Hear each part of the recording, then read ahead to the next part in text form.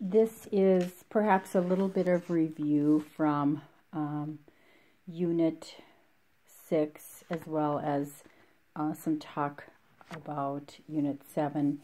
In Unit 6, we talked about self-disclosure, and we have actually been talking about that for a while, off and on. And I think it's important, as your Ivy text points out, that your office decor, clothing, reactions, your nonverbals are all actually part of your own self-disclosure. We are displaying our values, perhaps, by the office that we share. And I know there has been some talk in recent years of making therapist office space more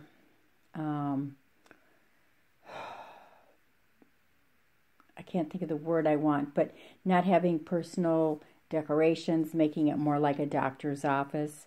And I don't know that many of us would agree with that, but it's something to keep in mind, because then it never gives a sense of who you are, but perhaps we want the client to have a little bit of idea of who we are.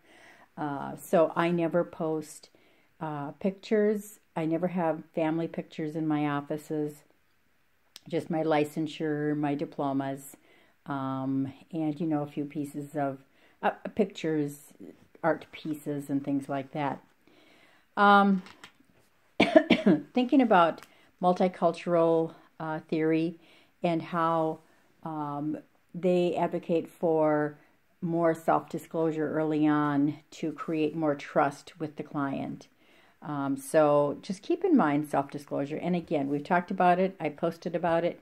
I use it at times, but not in all times. Empathic, genuineness, immediacy, timeliness, all of those things are very important.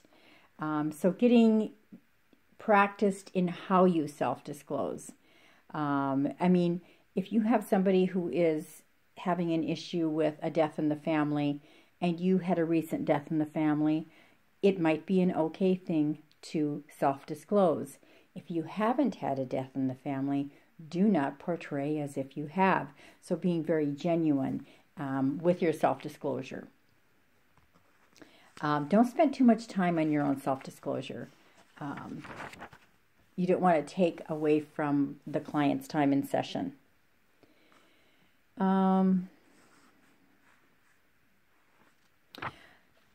Your text in 223 and 224 talks about, and again, this was Unit 6, discerning the skill of empathic feedback. Talks about how it's important for us to attempt to see things from their viewpoint. And I thought to myself of Adler's words, you know, see with the eyes of another, hear with the ears of another, and that kind of thing, how it's so important for us to be able to have that empathic piece in our counseling sessions. Feedback from the client, you know, or feedback to the client, I should say. I think it's interesting, the positive, the corrective, and the negative feedback, and then getting that feedback from the client. Remembering that there are many different ways to provide feedback. We can build on their strengths. We can encourage by positive feedback. And negative feedback, to me, can be a difficult situation and one that we need to use with caution.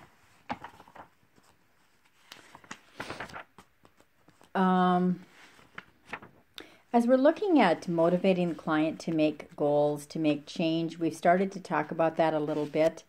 And I would encourage you to look at the motivational interviewing ideas. And I did post a video. Milner and Rolnick have motivational interviewing, preparing people for change. It was one of the alternate optional texts for the class. But I would encourage you to look at some of the motivational interviewing ideas. I've used them off and on in many different practices in the past. There was a period of time where I used to supervise ARMS individuals a few years back in another setting. And the state was advising us, encouraging us to gain some knowledge with motivational interviewing. So we did some trainings. Another professional and I went to the actual 1 to 2 day training, and I know that wasn't enough because clearly I gained the knowledge from the training, but I believe it needs a lot of practice for it to be provided in a beneficial and positive way to help the client to be motivated to make change. So a lot of practice is definitely needed, and we were encouraging our practitioners to use motivational interviewing. Again, this was coming from the state level because the SPMI clients were, we struggle sometimes with getting them to make change. And I think we have to be careful with that because is it our change or their change that we're trying to make? So just keep in mind the different motivational interviewing ideas, and your text also has some different concepts that I won't get into because you can clearly read those on your own. Psychoeducation, I tell people I love being in the field because it fulfills two of my passions in life. One is teaching. I love to teach.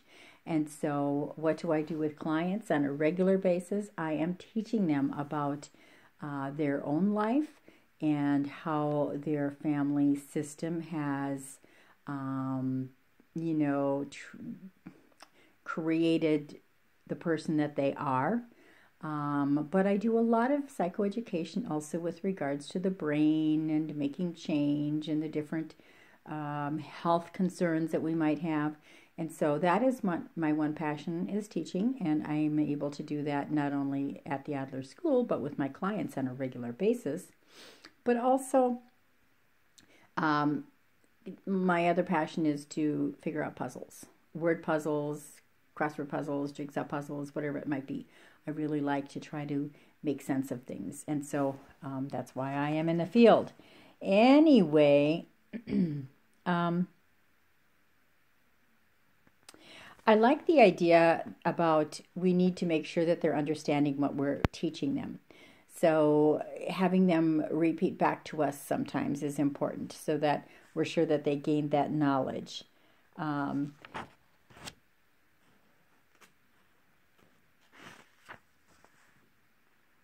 Critical life skills is also skills training, life skills training. I think those are really great ideas to help our clients. Referral to community sources, and I use those ideas a lot with my treatment planning class also, that we are helping them to make changes in their life, but to do it in a way that is meaningful to them, and so many different skills that we can be teaching, that we can learn with regards to our clients. Psychoeducation, again, just giving them the information. Oh yes, I got sidetracked. Community resources. I think it's very important when we're doing treatment planning, when we're working with individuals in session, to be aware of the community resources because it's important to them to access whatever would be most beneficial for them, and I like to see them getting out into the community and accessing more, maybe developing a little bit more social connections and interest in that way. Communication skills, teaching communication skills is very important, and it needs a lot of practice. Your text talks about natural and logical consequences, and we've already touched base quite a bit on that with the other Dinkmeyer text sometimes when we're helping parents. But sometimes those consequences are also a factor in our adult clients also. Decisional, how are we making decisions? The lifestyle is very important to help them to understand how they make decisions. Stress management, also very important, how it affects the brain, how it affects our health. And those are pieces of the interviewing process that we will be accessing right away in that first session. We need to gather as much information as we can about their health and about their lifestyle, and about not just lifestyle being their value system and their beliefs, but their lifestyle habits. You know, the exercise and appetite and sleep, and sleep is something to be addressed. So make sure when we do the interviewing that we do address those very carefully to learn as much as we can about our clients. And I think that's, again, not just in the beginning, but I probably, through regular times and sessions, will ask them, you know, where's your sleep today? Because sleep is just so huge, how many different areas that affects. So again, preparing them to make change. And we're talking a little bit more about goals. We have been for a little bit.